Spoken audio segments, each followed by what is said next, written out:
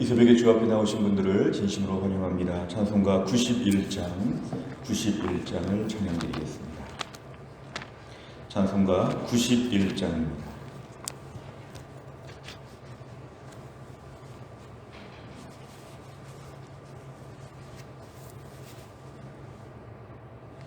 찬송가 91장입니다. 슬픈 마음 있는 사람 예수 이름 믿으면 영원토록 변함없는 기쁜 마음 얻으리. 예수의 이름은 세상의 소망이요 예수의 이름은 전국의 기쁨일세. 거룩하신 주의 이름 너의 방패 삼으라. 환난 시험 당할 때에 주께 기도드려라.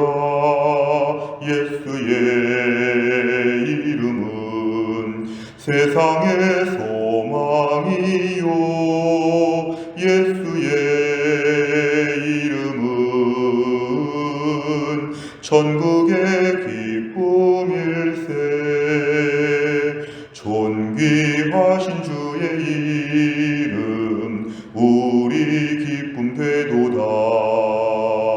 주의 품에 안길 때에 기뻐 찬송 부르리. 예수의 이름은 세상의 소망이요 예수의 이름은 전국의 기쁨일세. 우리 갈 길 다 간 후에 보좌 앞에 나가 왕의 왕께 경배하며 멸류관을 드리리. 예수의 이름은 세상의 소망이요 예수의 이름은 전국의 기쁨일세. 아멘. 하나님 말씀은 룻기 1장 15절에서 22절까지입니다. 룻기 1장 15절에서 22절은 구약성경 402페이지에 있습니다.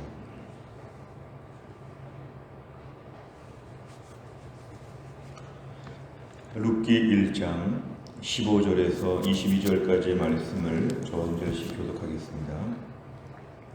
나오미가 또 이르되 보라 내 동서는 그의 백성과 그의 신들에게로 돌아가나니 너도 너의 동서를 따라 돌아가라 하니 룻이 이르되 내게 어머니를 떠나며 어머니를 따르지 말고 돌아가라 강권하지 마옵소서. 어머니께서 가시는 곳에 나도 가고 어머니께서 머무시는 곳에서 나도 머물겠나이다. 어머니의 백성이 나의 백성이 되고 어머니의 하나님이 나의 하나님이 되시리니 어머니께서 죽으시는 곳에서 나도 죽어 거기 묻힐 것이라. 만일 내가 죽는 일 외에 어머니를 떠나면 여호와께서 내게 벌을 내리시고 더 내리시기를 원하나이다 하는지라. 나오미가 룻이 자기와 함께 가기로 굳게 결심함을 보고 그에게 말하기를 그치니라. 이에 그 두 사람이 베들레헴까지 갔더라. 베들레헴에 이를 때에 온 성읍이 그들로 말미암아 떠들며 이르기를 이 이가 나오미냐 하는지라. 나오미가 그들에게 이르되 나를 나오미라 부르지 말고 나를 마라라 부르라. 이는 전능자가 나를 심히 괴롭게 하셨음이니라. 내가 풍족하게 나갔더니 여호와께서 내게 비어 돌아오게 하셨느니라. 여호와께서 나를 징벌하셨고 전능자가 나를 괴롭게 하셨거늘 너희가 어찌 나를 나오미라 부르느냐 하니라. 나오미가 모압 지방에서 그의 며느리 모압 여인 룻과 함께 돌아왔는데 그들이 보리 추수 시작할 때에 베들레헴에 이르렀더라. 아멘. 오늘 말씀은 이제 모압 땅에 있는 나오미와 며느리 룻이 이제 예루살렘 베들레헴에 돌아오는 그러한 장면을 소개하고 있습니다. 어제 말씀에 이어서 오늘 15절에 보니까 나오미는 며느리 룻에게 한 번 더 얘기합니다. 내 동서 오르바도 모압 땅에 남기로 했으니까 너도 그냥 모압 땅에서 살면 좋겠다. 돌아가라. 이렇게 지금 룻에게 얘기를 합니다. 16절에 보니까 룻이 지금 매우 분명한 이야기를 하는데요. 내가 어머니를 떠나며 어머니를 따르지 말고 돌아가라. 강권하지 마옵소서. 그러니까 오늘 룻은 지금 마음의 결단이 매우 분명한 것입니다. 오늘 모압 땅에 갈 수가 없고 어머니를 따라서 이스라엘 베들레헴까지 가겠다는 것입니다. 16절 중간에 보니까 어머니의 백성이 나의 백성이 되고 어머니의 하나님이 나의 하나님이 되시리니, 우리가 16절에 어머니의 하나님이 나의 하나님이 된다는 것은 이 룻이 하나님을 경외했다는 것을 알 수 있습니다. 그러니까 오늘 룻의 여러 가지 행동들은 단순히 마음이 착하다, 단순히 어머니 나오미를 불쌍히 봤다, 이게 아니라 어머니의 하나님이 나의 하나님이 된다는 것은 이방 여인이었지만 오늘 나오미를 통해서 그 가족들을 통해서 이 룻이 신앙을 갖게 되었다는 걸 얘기합니다. 17절에 보니까 어머니께서 죽으시는 곳에서 나도 죽어 거기 묻힐 것이라. 만일 내가 죽는 일 외에 어머니를 떠나면 여호와께서 결국은 하나님에 대한 믿음이 있다는 걸 알 수 있습니다. 하나님이 나에게 벌을 내리시고 더 내리시기를 원하나이다. 그러니까 오늘 모압 여인 룻은 오늘 믿음을 갖게 되어서 그동안의 이방 땅 모압 땅에서도 하나님을 경외했다는 걸 저희가 알 수 있습니다. 18절에 보니까 나오미가 룻과 함께 이제 그대로 오늘 이스라엘 땅으로 가기로 결심하고 두 사람이 이제 가게 되었습니다. 오늘 19절부터는 새로운 장면이 등장합니다.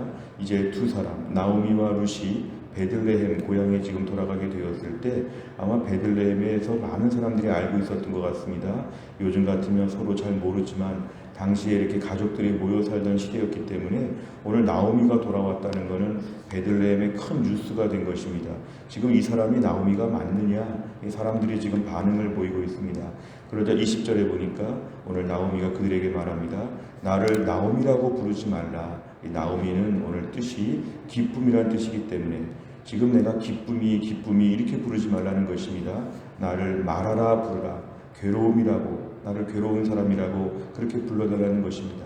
실제로 오늘날 우리 주변에 이름을 기쁨이로 짓고 괴로움으로 줬는다면 오늘 본문에 기쁨이 부르지 말고 괴로운 사람 이렇게 내 호칭을 이름을 계명하듯이 나를 불러달라는 것입니다.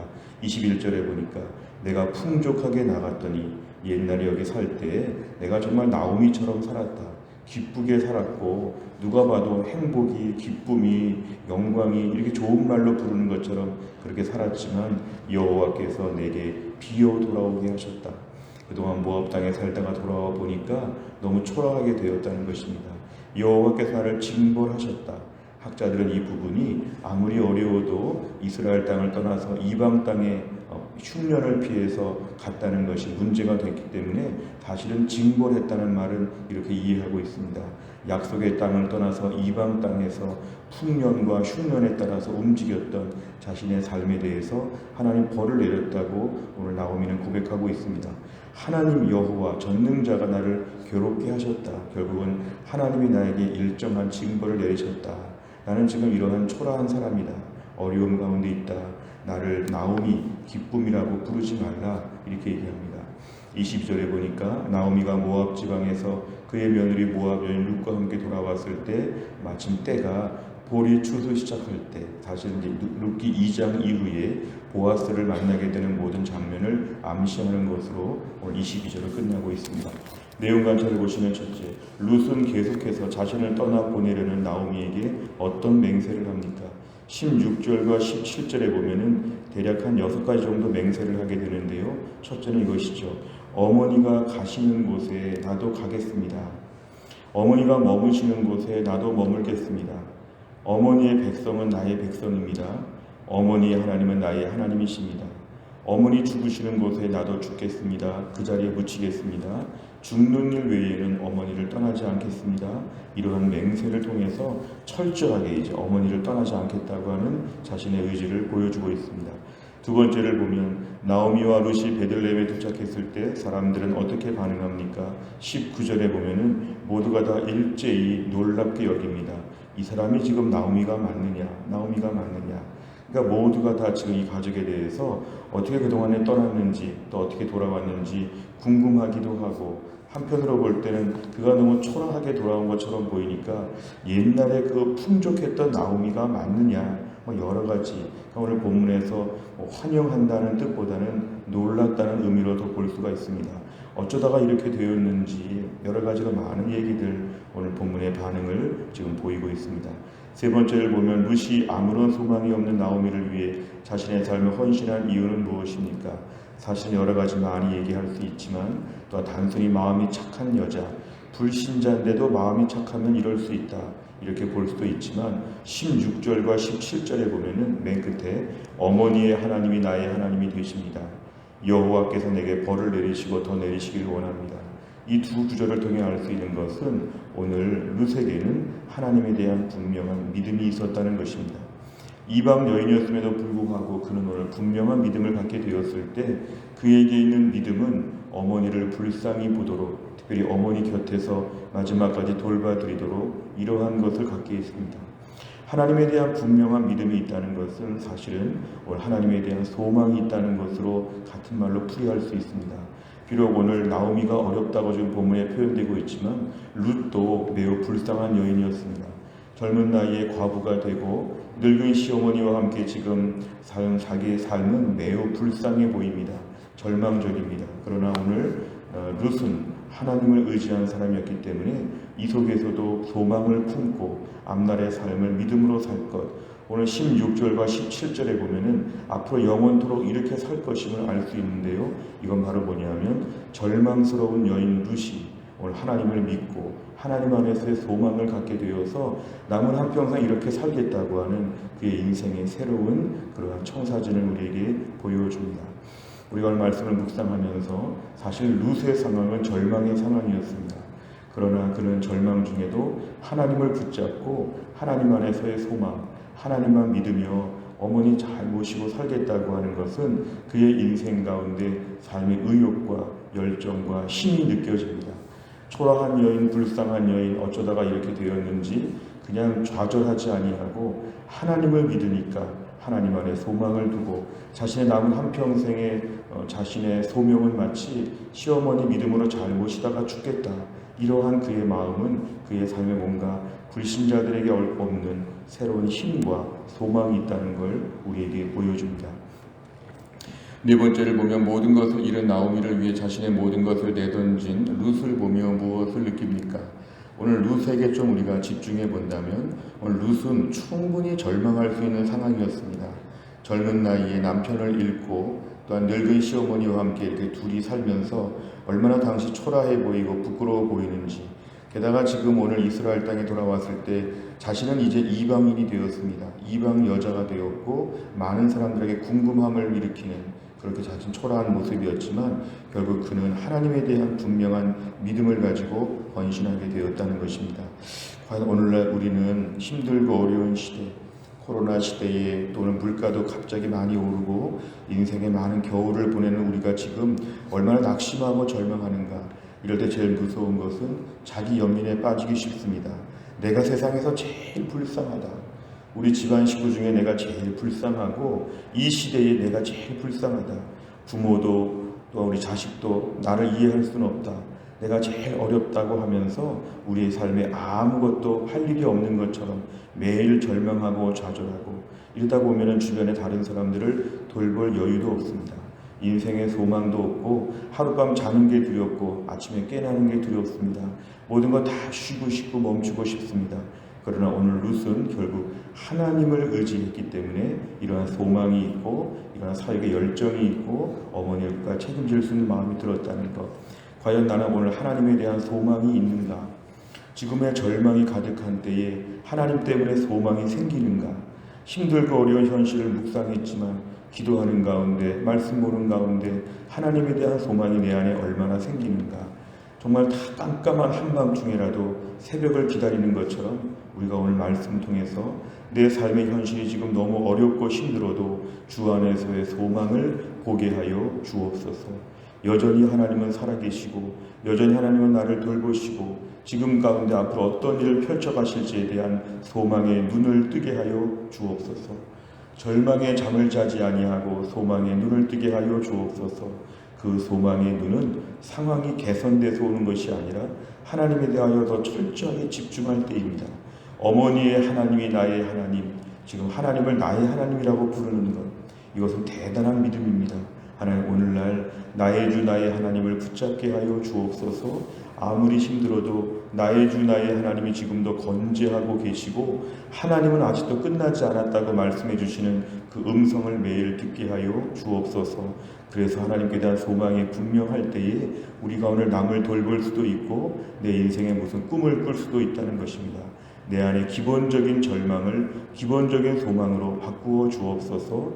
기본적으로 우울하지 아니하고 기본적으로 주 안에서 삶의 활력을 회복하게 하여 주옵소서. 오늘의 기도 제목입니다.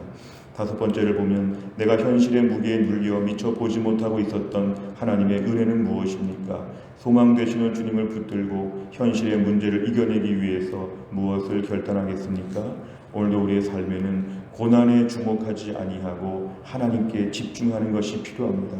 내가 지금 얼마나 어려운 처지에 있는가, 이것을 계속 메모하는 것보다 하나님 안에서 어떤 소망이 가능한가, 그리고 내가 지금 할 수 있는 일이 무엇인가, 하나님께 대한 소망으로 어떤 일을 섬길 수 있을까, 이러한 부분을 기도하고 생각하다 보면, 이럴 때 내가 누군가를 어떻게 돌봐야 될지에 대해서 기도하다 보면 우리의 삶에 하나님이 일어설 수 있도록 붙잡아 주실 것입니다.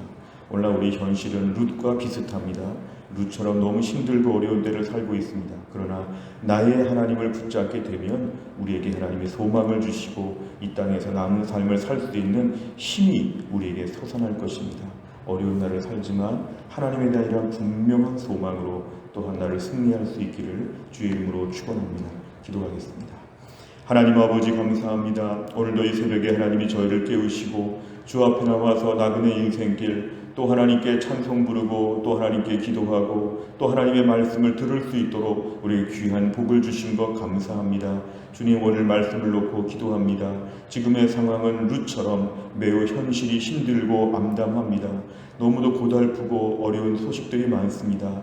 이 가운데 우리가 좌절하고 절망하고 자기 연민에 빠져서 하나님 낙심하기가 쉬운 때 오늘 룻처럼 우리에게 믿음을 더해 주시어서 나의 하나님을 믿게 하여 주시고, 다 어렵지만 하나님 때문에 소망을 품고 하나님 때문에 인생을 움직일 수 있는 연료가 생길 수 있도록 하나님이 함께하여 주시고, 내가 어렵지만 어려운 사람들을 돌아볼 수 있는 넉넉한 믿음을 우리에게 허락하여 주시기를 원합니다. 하나님, 세상은 점점 더 힘들다고 하는 수많은 뉴스들, 혼란스럽고 가슴 아픈 일들이 너무 많이 들려지고 있고 우리 자신도 늙고 병들고 쇠하고 상처받고 너무 고달프고 무거운 인생을 살아간다고 생각될 때가 많지만 이 속에서 우리가 휩쓸려 살지 않게 하여 주시고 뚫고 하나님 거슬러 올라갈 수 있는 믿음의 사람이 될 수 있도록 하나님이 함께하여 주옵소서. 우리에게 하나님 새로운 2월 한 달 룻처럼 살게 하여 주옵소서. 모두가 다 절망의 탄식을 부를 때 소망의 노래를 부르며 살 수 있게 하여 주시고, 소망의 근원 되시는 하나님을 그전보다 더 철저하게 붙잡아서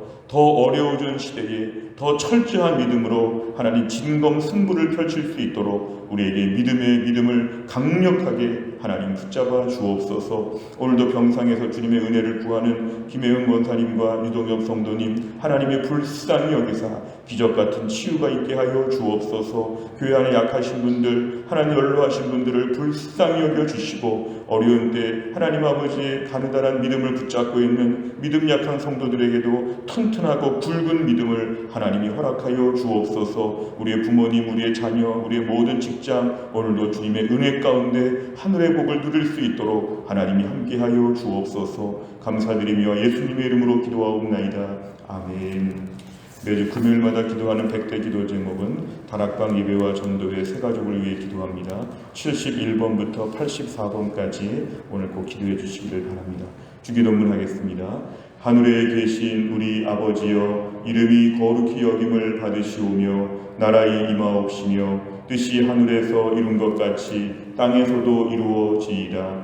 오늘날 우리에게 일용할 양식을 주옵시고 우리가 우리에게 죄 지은 자를 사하여 준 것 같이 우리 죄를 사하여 주옵시고 우리를 시험에 들게 하지 마옵시고 다만 악에서 구하옵소서. 대개 나라와 권세와 영광이 아버지께 영원히 있사옵나이다. 아멘.